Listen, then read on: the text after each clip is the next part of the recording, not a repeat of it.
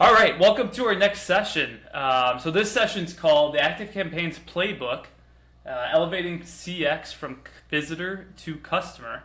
And I have a special guest with me today, Adam Tuttle from ActiveCampaign. Adam, how are you doing? I'm doing great, thank you. Good. So Adam and I actually go way back. I don't know way back, but at least we used to work together at ActiveCampaign, and Adam's still at ActiveCampaign, and he's got quite a journey. So maybe let's start there before we get into the thick of things here. But tell us, a little bit about ActiveCampaign. You can give the pitch about ActiveCampaign for those that know, and then I'd love to go down like your personal journey while at ActiveCampaign.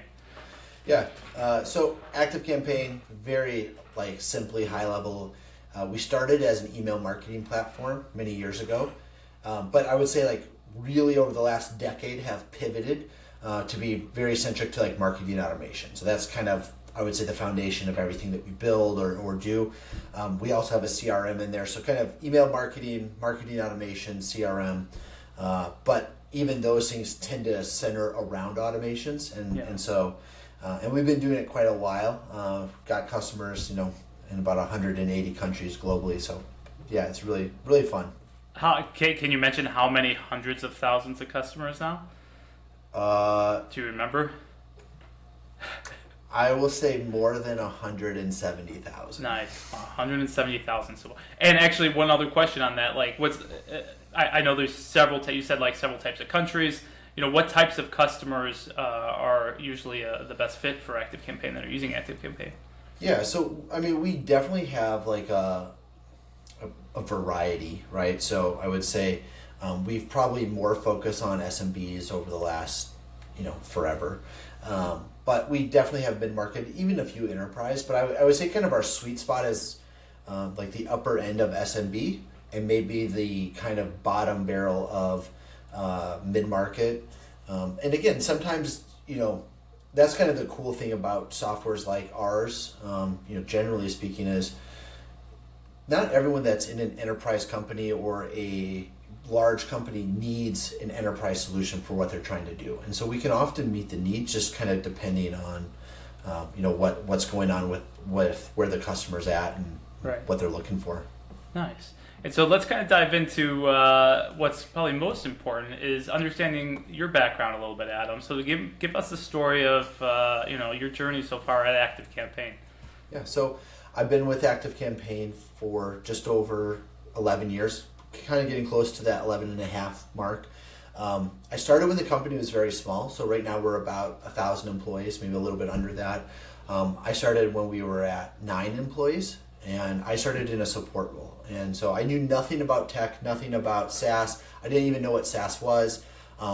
Just to put that in even bigger context, I didn't even know who MailChimp was, who at that point was a very big competitor. And so I started in support, and those first few years were very scrappy startup, right? Everyone kind of did everything. I was one of probably 2 people that didn't write code in the business. So again, very different than it looks today. Had early kind of roles in early versions of our customer success teams, worked on our channel partners for a bit, did all of that, and then I started the sales team. So I was one of the first account executives, started that sales team, did that for about a year and a half, went into sales leadership as a manager for a bit, and then I moved my family to Sydney, Australia, and I opened ActiveCampaign's first international office in Sydney, was the director of sales for APAC, and covered that region. We lived there for about just over 2.5 years.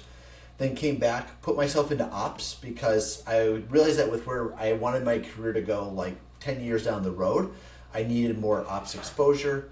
So I was in ops for a couple of years. And then just a year ago, I started a team we call CAT, or Customer Activation Team, which is really, I think, where we'll kind of tie into this conversation. But it's kind of like if sales, support, and success all merged together and created a hybrid, it would be this team, and that's what I've been working on for the last year or so. That's awesome. So first of all, I apologize for having you describe 11 years of ActiveCampaign in a minute and 30 seconds, but I think you did a really good job there. But yeah, so I'd love to center this conversation around the CAT team, honestly, because for the audience, when Adam and I were talking earlier in the month, like it organically came up, and I thought it was really interesting because it was a mixture of automation and understanding the customer and what customer experience really is. And so I guess, like, could you maybe take us right before the CAT team, like what was the kind of the situation, what was in place, and then the challenge at that time? Yeah, so you had, at that point, our org, like many companies in the last couple of years, in tech especially, we had a large sales team, SDRs, AEs, different types of AEs, all these things. And then you had the support side of it as well, BDRs trying to do outbound, and it was just, it was bloated. I think that's just the best way to put it. It was just bloated.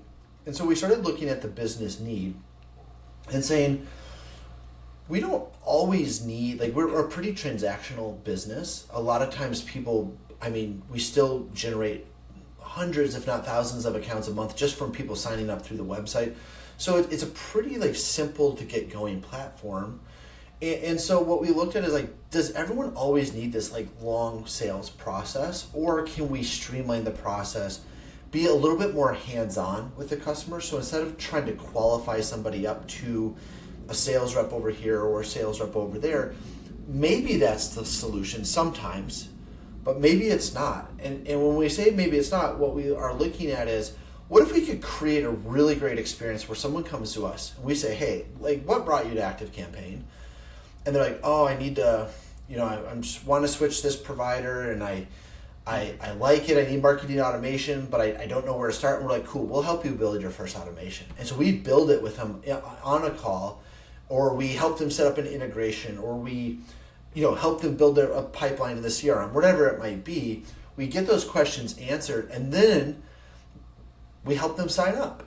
And now, that's obviously a very, like, that's how we wish they all went.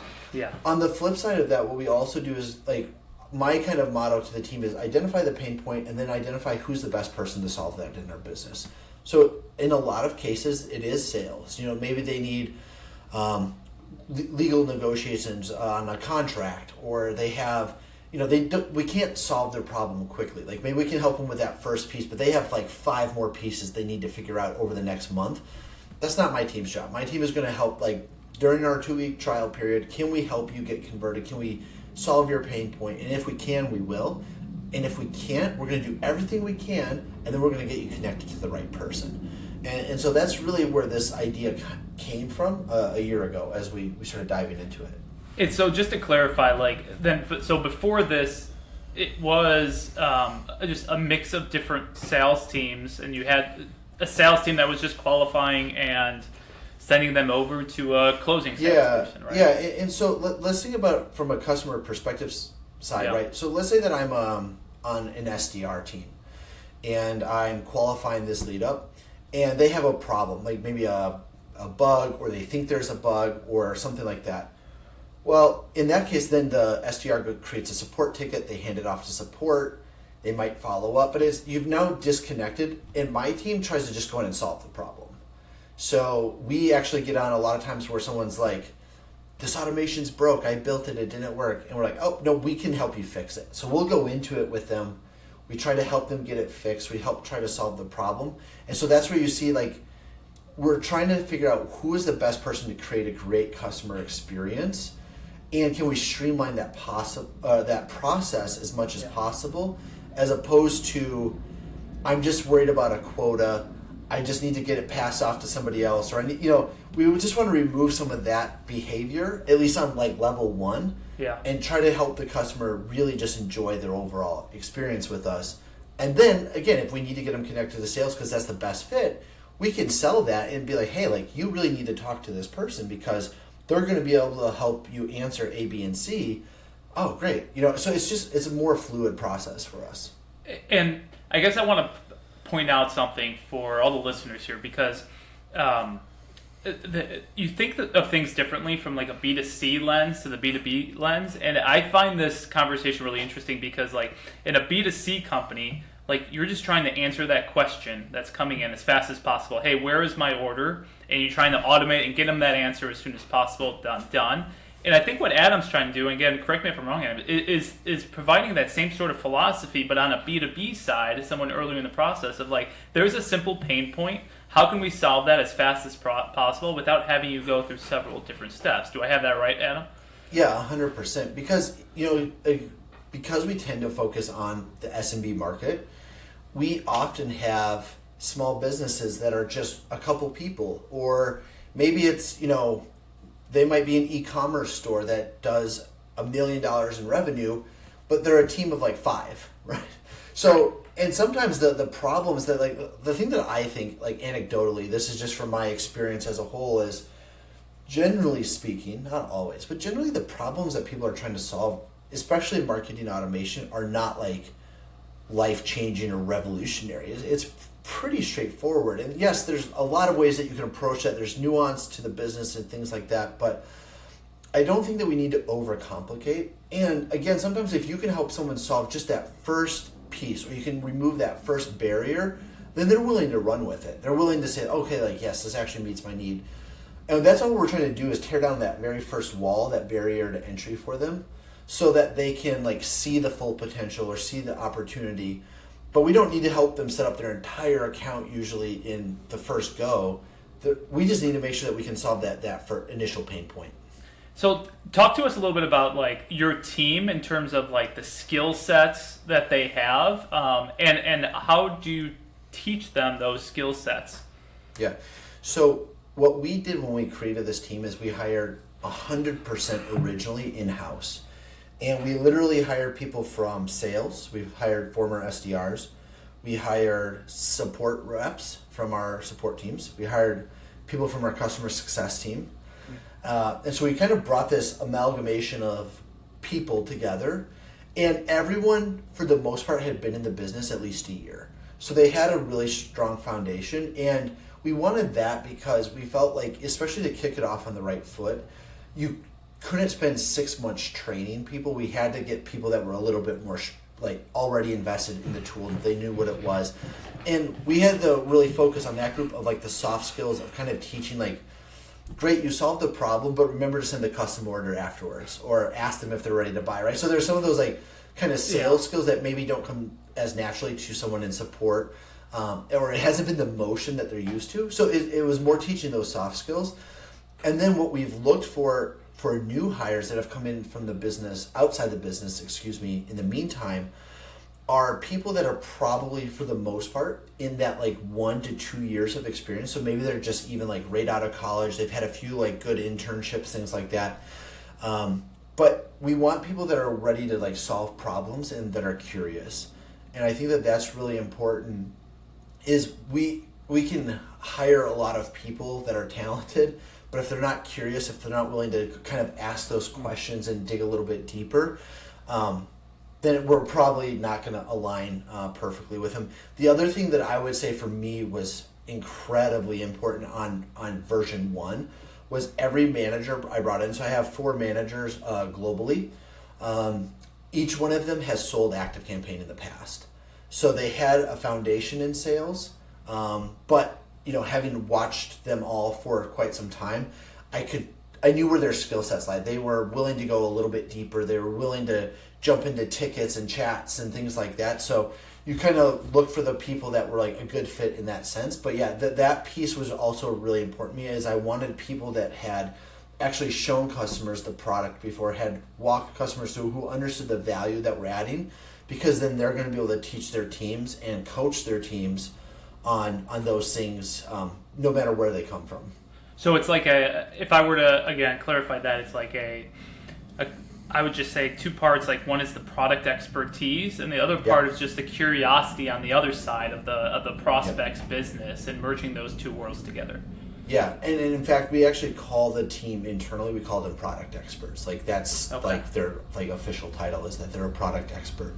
And so that's where we spend a lot of time. And then again, just making sure that they can, again, help the customer get going. That's really the goal of it all.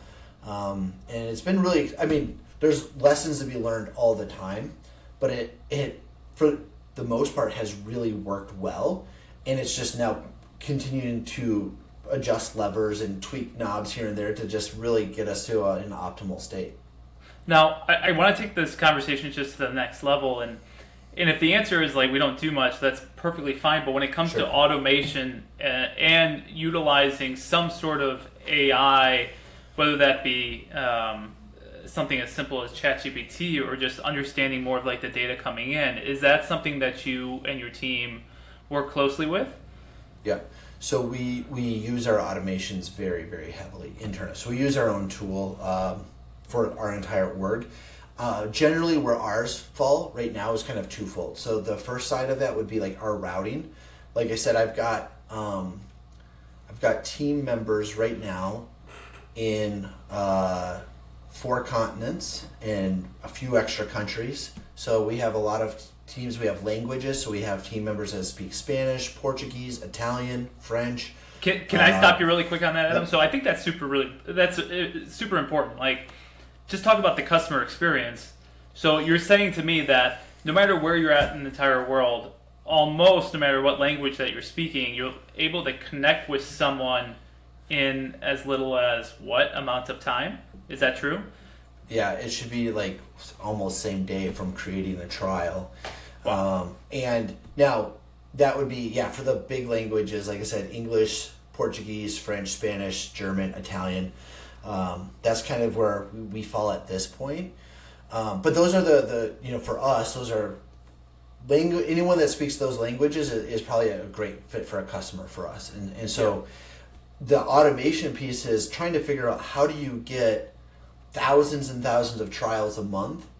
One, to decide, do we actually, are we the right person to talk to them? So there's that question that we have, and there's criteria that we look for. And we can't talk to all of our trials. We don't have the capacity for that. So we try to identify which ones we think are the best ones that are more likely to convert, which ones are really wanting to see if ActiveCampaign is a good fit for them. And then you have routing to all of the different regions. And then sometimes within regions, we have a Dublin office, we have Italian, French, German, Spanish, and English speakers within that office. And now we're sending the different deals from the different places to them. And again, automation does all of that. So it's a humongous part of what we're doing. Secondly, we have a one-to-one email tool. So it sends out an email from my Gmail to you directly. And once a rep gets a deal inside of the CRM or an opportunity, we start automatically emailing it from the rep, offering to get on a call with them, giving them their calendar, things like that. It expedites the process as a whole. Those emails are language specific, again, using automations for that. It's a really involved process on that, but it's a lot of sorting data, looking at data, and then again saying, we need to move this here, we need to move this there, and trying to get them connected to the right person inside of our business quickly. Yeah. When it comes to the email side, so just to understand that a little bit more, the email is automatically being sent out, and what's kind of the focus of that email? Why send out that email? The focus of that email is to get on a call with a customer. So that is what we're trying to do, is to get them on a call with us. And because we want to provide that hands-on product expert service, what I 100% do not want my team doing is just having someone send them an email, them sending a couple help articles, and then hoping that they upgrade. I want them to have conversation. I want them to have Zoom calls. I want them to meet with people face to face and be human, right? And so I think that's one important thing of this whole, as we think about customer experience, you can create a great customer experience by starting off with heavily invested inside of automation, right? So we do a huge amount of work in there, and data processing and sorting and things like that. All of that is geared towards, we want to get you connected to a human. And so it's not to simply automate the whole process. We'll do that as much as we can, but not every single customer is just going to buy on their own. We know that. No business has that, right? So our whole goal is to get people where it's really focused on, again, identifying the right people to have those conversations with, but then getting them on the phone with us and making sure that we're helping them quickly and representing the company in like a human way. That I just want to stop you on that, because I think my head was actually going into the direction of there's now so many tools out there and features out there where, hey, we know that this is a Brazilian Portuguese lead that just comes in, and I'm using that example because I remember the ActiveCampaign. That's such a big area for you guys. And okay, now you can automate a message like in that language, knowing their IP. But what I think you just said is super important is like you have to back it up in the human experience, and that's something that you cannot, at least in this point, have an AI kind of figure that out for you. And I'm just glad that you brought that up. Yeah, I think, listen, I think like obviously AI is like the buzzword right now, and it's going to continue to grow in power. But what I view as the most exciting part about AI, at least from my seat, right? So I'm purely in the context of what I do, is one, it will help our customers because we are starting to build more AI functionality into our platform, such as the ability to actually have it build automations for you from a machine. Like you tell it what you want it done and it'll build it all for you, which is incredible. Wow. So that helps that small business owner that's never done this before get off on the right foot. Yeah. That's super exciting. But I think that the other piece that to me is I'm always looking at ways that I can better automate my processes that I don't want to be human, e.g. trying to get the meeting booked, right? Like every time that someone has to send an email, and there's times for that, right? So we actually do have our reps, like they flip back and forth between a machine sending an email and them trying to like really like hyper personalize an email. But the idea of it all comes back to, hey, like we really want you to connect with us, and we want to be human. We want to help you. And I think like the machine that is now going in AI is hopefully going to make us even more effective at that and help us to get those meetings scheduled right away, so that instead of the rep having to spend 2 hours a day going through a pipeline and chasing down a bunch of people, the machine's actually helping get those people in front of them quickly, so we're able to help more people, and then it becomes a pretty big snowball at that point. And so I guess like I have to ask this question, which is like, is it a hypothesis still, or is it proven that like you want to connect with people in person on a meeting because you're more likely then to convert them to a great prospect and a customer? And have you seen that in the data? And that's why like you don't want to solve this just through a chat experience or through an email. We definitely see it, and even the fact that somebody comes into my team's pipeline, they have a higher chance of converting, even if we don't talk to them. So like that means that like we're talking to enough people that is kind of even bringing up the entire like base behind it, right? So we're definitely seeing the impact there. What we don't have enough data on yet, because again the team's only been going for 12 months, is, and what I suspect will happen, I would say early indicators are pointing towards this being true, and time will tell, is that the lifetime value of the customer will be extended because they had a great experience up front and the platform's stable. Like there's like so many pieces, right? But one thing that I always like kind of challenge my teams on is, sometimes it's really easy when you think about like churn and contraction and all of that stuff, that once you make that sale or once you help that person get upgraded, well, tough luck, like, you're like on to the next one, right? But my philosophy has always been that if you can provide a really good experience for someone, if you can be human with them, they probably will stick with you longer, right? Like, unless there's something that's just gone horribly wrong for them. But if they just get going, you just send them a help article, they're like, I think this works. Like there's that seed of doubt from the beginning because they felt pressured into buying something that, whatever it might be. Yeah. I think that that's going to cause things. So my speculation is, yes, we are definitely seeing that the more that we talk to people, we have better conversion rates and things like that. The real testament will be down the road is our lifetime value of the customers that we interact with beating out like our self-service models. Again, I would say early data says yes, but time will really tell. And so last question, we'll wrap things up here, Adam. Take off your ActiveCampaign hat, and I still want to ask you that same question, which is that if you just think of customer experience, say the tools that you use, the places that you go, the things that you buy, do you think that human element is always part of that equation and should be somewhat a part of that equation? Or do you think that there are businesses, it depends on the type of business, where no, the human element of it can be pushed to the side? It's a broad question, but I'm just curious what you think of that. It's a super broad question. I think the truth is probably somewhere in the middle. So what I mean by that is, I think businesses like e-commerce, even think about you go to McDonald's now, you don't have to order. You can either order on an app ahead of time, and then you just go to the drive-thru and give them a number and you pick it up and you leave. That's an automated process, right? It's removing that need for human.